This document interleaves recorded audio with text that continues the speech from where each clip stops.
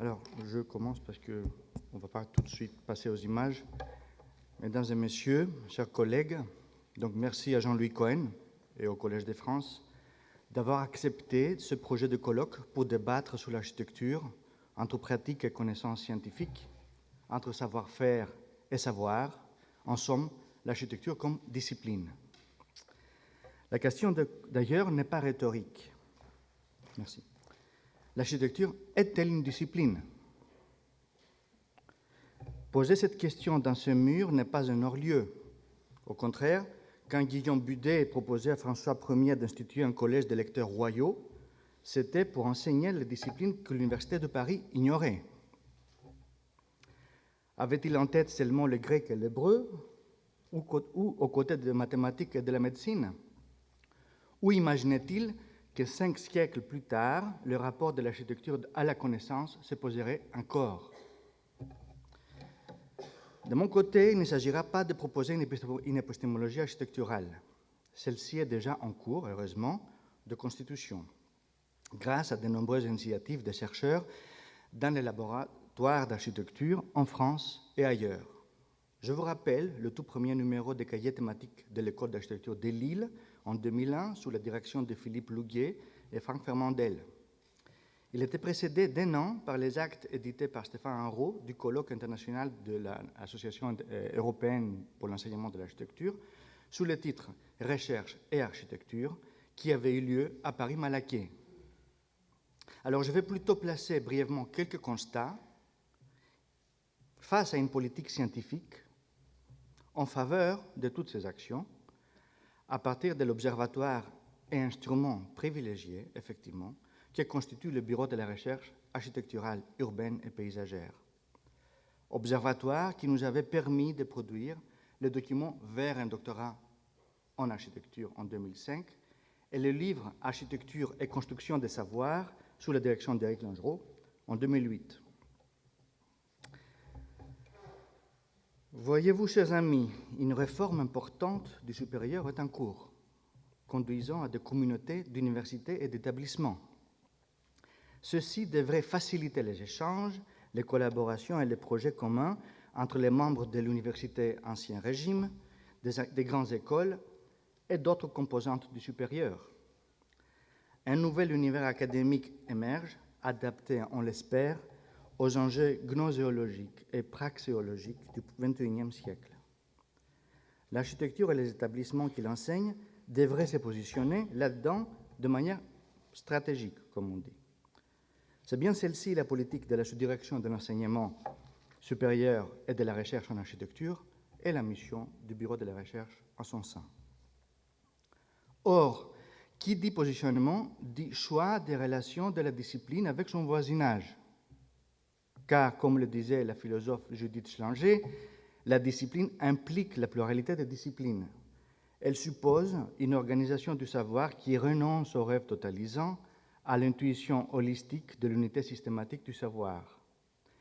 La discipline, rappelle-t-elle, circonscrit et renonce.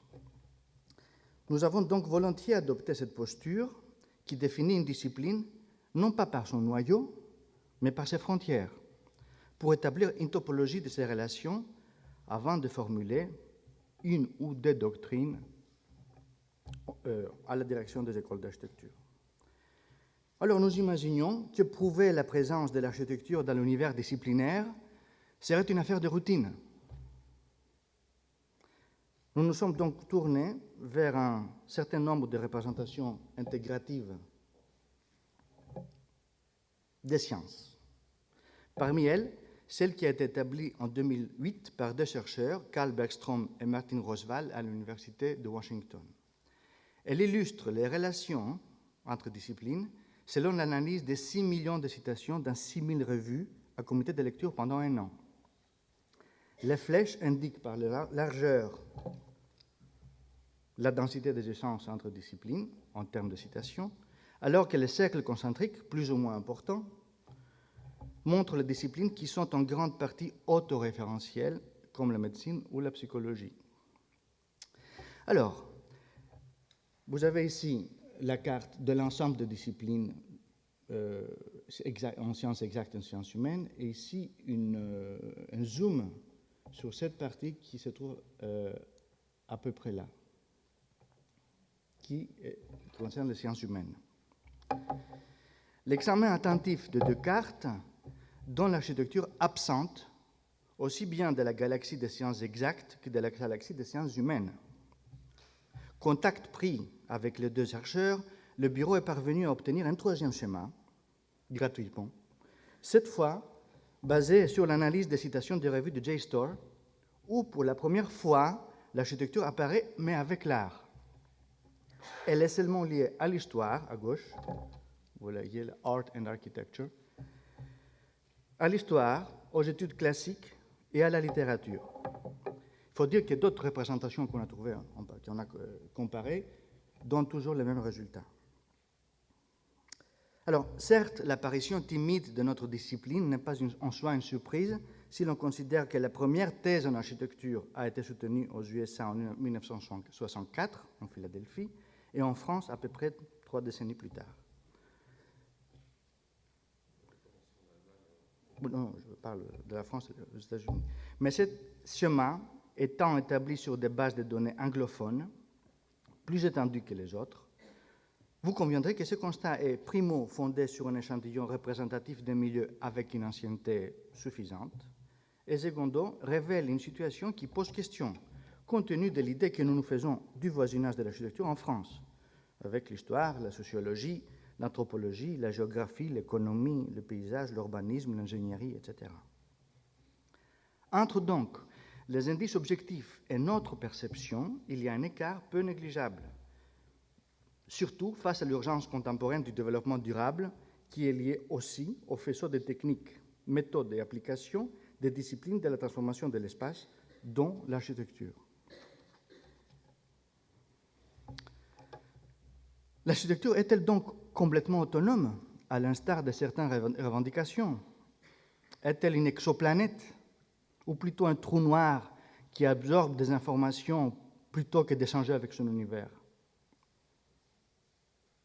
En vue d'un changement de paradigme pour la société, que tout le monde appelle de ses voeux, il est urgent de mesurer le véritable degré d'influence de notre discipline entre connaissances scientifiques et pratiques professionnelles. Ceci pourrait être à la fois la cause et l'effet d'une épistémologie de l'architecture. Car une profession basée sur une fine alchimie entre création et innovation, entre art et connaissance, serait logiquement la première demandeuse d'un cadre pour la recherche théorique fondamentale et appliquée, pour justement se fixer des objectifs pragmatiques et pour évaluer des projets comme autant d'hypothèses aboutissant à des théories vérifiables par les pairs. C'est la position qu'avait adoptée Amos Rapoport, l'auteur du fameux Architecture Without Architects, Architecture sans architectes, plaidant pour une discipline fondée sur les sciences de l'environnement et du comportement humain dans l'environnement. Selon lui, la formation devrait focaliser sur la recherche comme condition du développement professionnel, non seulement à cause d'un horizon de savoir infiniment extensible qui exige une mise à jour continue, y compris des pratiques, mais surtout pour que l'architecture joue enfin sa partition dans la création des connaissances, au-delà et en faveur de l'expertise technique et de son application projectuelle. Rapoport préconisait que la formation à la recherche par la recherche, les doctorats donc, affecterait positivement la profession, comme c'est le rôle de toute école. Cette posture conduit à un dessin EIN disciplinaire construit sur une matrice lisible de découvertes, des expériences, des succès et des échecs, surtout des échecs. Selon Francis Crick, l'un des 3 nobelistes connus pour la découverte de la structure de l'ADN, le dessin disciplinaire consiste en ces beaux motifs, patterns, motifs, du savoir organisé, beaux grâce à leur lisibilité. En effet, il n'y a pas de discipline sans structure de l'information lisible et fiable, qualité qui ressemble étonnamment au bon projet d'architecture. En ce sens, la science n'est pas si différente que l'expertise dans n'importe quel domaine, y compris l'organisation de l'information dans la création. Whitcomb Judson, l'ingénieur américain qui a inventé entre autres la fermeture éclair, aurait dit que la science est l'art du XXe siècle. Avant lui, dans La peau de chagrin, Balzac rend hommage au naturaliste Georges Cuvier en tant que le plus grand poète de notre siècle, 19e siècle. Depuis, la recherche a montré que même en art, la créativité a plus à faire avec l'identification du problème qu'avec la solution du problème. Enfin, en argumentant contre la méthode, le physicien et épistémologue Paul Feyerabend avait aussi, lui, repéré ce cordon ombilical, paradoxalement libérateur, entre rigueur scientifique et créativité conceptuelle. Alors, le débat qui avait ouvert un Feyerabend anarchiste, comme on sait, avec son maître Popper plutôt positiviste, nous est utile. Disons qu'une épistémologie de l'architecture traitant du dialogue entre rigueur et créativité ne pourrait que bénéficier à la profession. C'est une nécessité si l'on se fie à des recherches sur l'évolution des métiers, comme celles qu'ont publiées Carl Benedict Fry et Michael Osborne de l'Université d'Oxford en 2013, donc récemment. Ils démontrent que l'activité traditionnelle dessinatrice de l'architecture court le risque de disparaître et que seulement la dimension stratégique fondée sur l'expertise spatiale pourra perdurer. Bien sûr, dans un rapport très différent avec la maîtrise d'ouvrage. Alors ça, c'est un changement qui se prépare.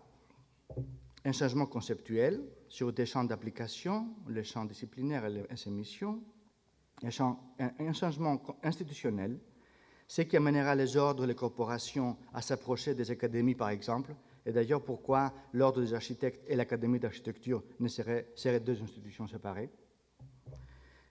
Changement dans la presse professionnelle, changement sur ce que sont les prix, ce qui représente les prix, etc. C'est bien, comme l'a rappelé Eric, avec cette conviction que le Bureau de la recherche avait lancé en 2008 le grand pari de l'agglomération parisienne, non pas comme un concours, avec un prix à la fin, ni comme une campagne de promotion d'architectes, mais comme un programme scientifique, un laboratoire public mettant autour de la table des disciplines centrées sur le projet architectural, urbain et paysager. Mais un tel dessin appelle la plus grande porosité, la plus parfaite osmose de l'architecture avec les mondes des savoirs. Ainsi, pouvons-nous formuler deux hypothèses de travail pour l'épistémologie de l'architecture. Première, qui est préciser la position de la discipline dans son univers, est pour l'épistémologie de l'architecture une condition sine qua non, à l'envers de toute tendance d'autonomie et d'autoréférentialité. Secondo, que cette relation ouverte ne peut pas être unidirectionnelle, comme vous avez vu dans le schéma.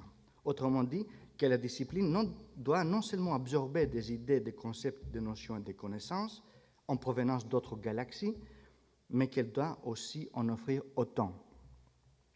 Au fond, cette entreprise aura du sens et aboutira si, pour paraphraser Popper, l'architecture réussit à convaincre qu'elle contribue à notre compréhension de l'énigme du monde. Le maintien de cette énigme comme horizon philosophique pourrait effectivement écarter la perspective d'une spécialisation centripète, à outrance, qui serait, selon la recherche que je viens de vous citer, fatale. Alors, bien sûr, ni Popper, ni Rapoport, ni Schlanger ne peuvent réfuter l'existence d'un noyau dur. Pour certains, ce noyau est la triade vitruvienne, beauté, utilité, fermeté. Pour d'autres, la fonction critique du projet dans la modernité. Pour d'autres encore, les différents degrés de mix entre les deux. Mais de toute façon, l'architecture avec les projets comme fonction centrale, y compris dans la constitution de sa théorie, suggère timidement à la philosophie des sciences un renversement ontologique assez radical. Car comment réussir à offrir une lecture de l'énigme du monde, donc de ce qui est déjà là, avec des figures de ce qui est à venir? Autrement dit, si le projet est une forme d'intention d'action décrite en code, le dessin, comment pouvons-nous établir sa valeur scientifique? Celle-ci serait, à mon avis, la contribution la plus substantielle de l'architecture à l'univers disciplinaire, loin de tout fonctionnalisme pratico-pratique. Mais je pense que certaines interventions aujourd'hui ouvriront dans ce sens.